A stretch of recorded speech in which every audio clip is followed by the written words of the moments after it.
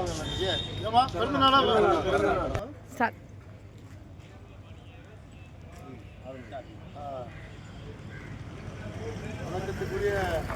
பொதுமக்களே, நம்ம இந்திய நாடு சுதந்திரம் அடைவதற்கு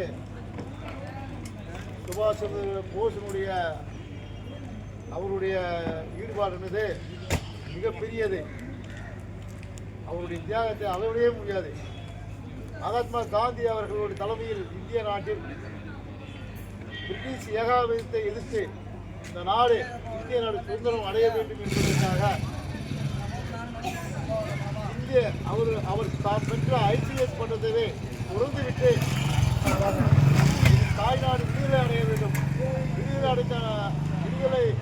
அடைந்தால்தான் நான் ஐசிஎஸ் பட்டம் பெற்றதற்கு எனக்கு ஒரு முழு நிறைவடையும் என்று அவர் மகாத்மாஜியிடம் சொல்லி மகாத்மாஜியினுடைய வழியில் நாட்டினுடைய சுதந்திரத்துக்காக இந்திய நாடு முழுவதும் இளைஞரை திருப்பினார். இளைஞரை திருப்பி மிகப்பெரிய ஒரு எழுச்சியை, விடுதலை எழுச்சியை உருவாக்கிய தலைவர்கள் மிகப்பெரிய உன்னதமான தலைவர் சுபாஷ் சந்திர போஸ் அவர்கள், குறிப்பாக இளைஞர்கள். அதற்கு பின்பு அரசியல் சூழலின் காரணமாக லெப்ட் ஃபெடரேஷன் என்ற அமைப்பை 1938 நிறுவினார். அதுவும் சரியா கைகூடாதால் தவிர்க்க முடியாத சூழ்நிலை ஆல் இந்தியா ஃபார்வர்ட் பிளாக் என்று ஜூலை மாதம் 1939 ஸ்தாபனம் செய்து பாம்பே, மகாராஷ்டிரா, கர்நாடகா, ஆந்திரா, சென்னை வந்து சேர்ந்தார். சென்னையில் பேசும்போதுதான் இரண்டாவது உலகப்போர் நடக்கின்ற காலகட்டம். சென்னையிலே பேசுகின்ற பொழுது அப்பொழுது இங்கே தென் நமது தமிழ்நாட்டிலே தெற்கு பகுதியிலே முத்துராமலிங்க தேவர் அவர்கள் சுபாஷ் சந்திர போஸினுடைய விடுதலை போராட்டத்தினுடைய அந்த உத்வேகத்தில் இவர் மிகவும் ஆர்வமுற்று இவரும் சுதந்திர போராட்டத்தில் தன்னை ஈடுபடுத்திக் கொண்டு சுபாஷ் சந்திர போஸினுடைய அறிமுகத்தோடு செயல்பட்டார். அவ்வாறு செயல்படுகின்ற காலத்திலே சென்னை மெரினா கடலிலே சுபாஷ் சந்திர போஸ் அவர்கள் பேசிக்கொண்டிருந்த பொழுது லட்சம் மக்கள் கூடியிருந்த அந்த கூட்டத்திலே இரண்டாவது உலகப் போர் போலந்தை இப்பொழுது இங்கிலாந்தை தாக்கியுள்ளது.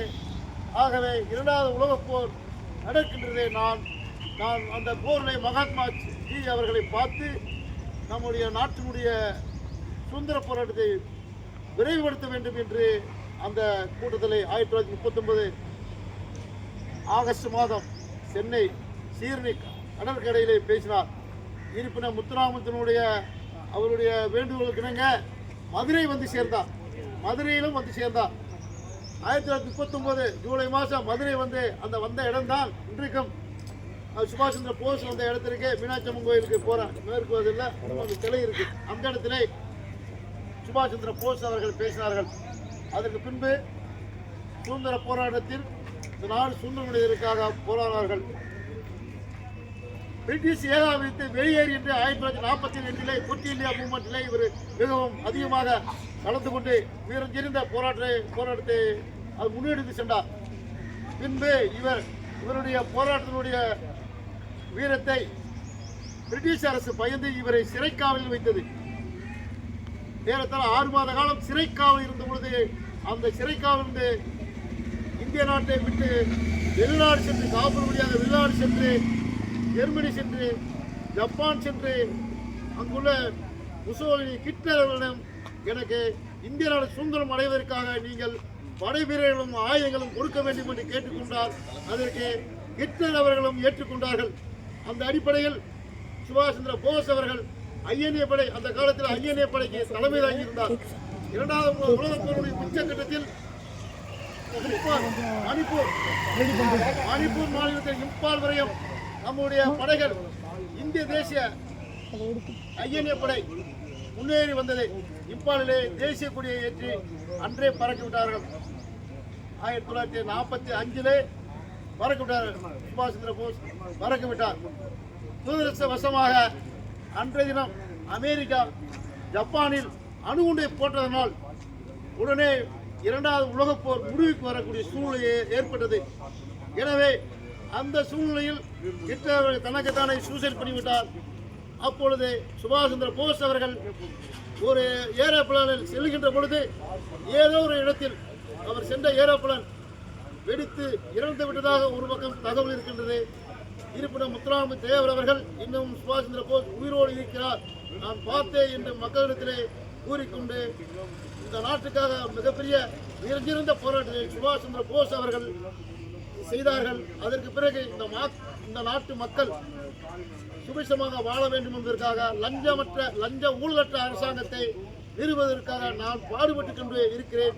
சுபாஷ் சந்திர போஸ் அவர்கள் வருவார் என்று முத்துராமலிங்க தேவர் அவர்கள் இந்த தமிழ்நாட்டிலே தென் மாவட்டங்களை அதிக ஆதரவு கொண்ட பகுதியிலே அவர் பிரச்சாரம் செய்து வந்தார்.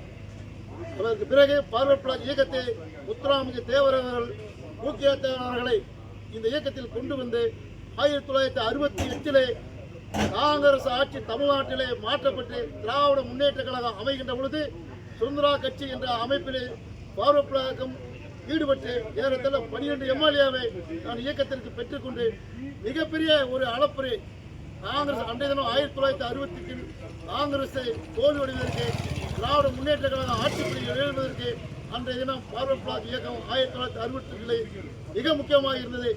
அன்றைய தினம் மூக்கியாத்தார் அவர்கள் தற்காலிக சபாநாயகராக நியமிக்கப்பட்டு கலைஞர் தலைமையில் உள்ள மந்திரிகளுக்கு பதவி பிரமாணம் செய்து வைத்தார். ஆக இது போன்ற வரலாற்றிற்கு சொந்தமானவர் தான் சுபாஷ் சந்திர போஸ். அதற்கு பிறகு முத்துராமலிங்க தேவர், அவருடைய சீடராக இருந்த மூக்கியாத்தேவர். இதுதான் பார்வர்ட் பிளாக், ஒரு புரட்சிகரமான இயக்கம். நாடு சுதந்திரம் அடைய வேண்டும், ஒரு சோசியலிச சர்க்கார் சிந்தனையில் இந்த நாடு ஆளப்பட வேண்டும்.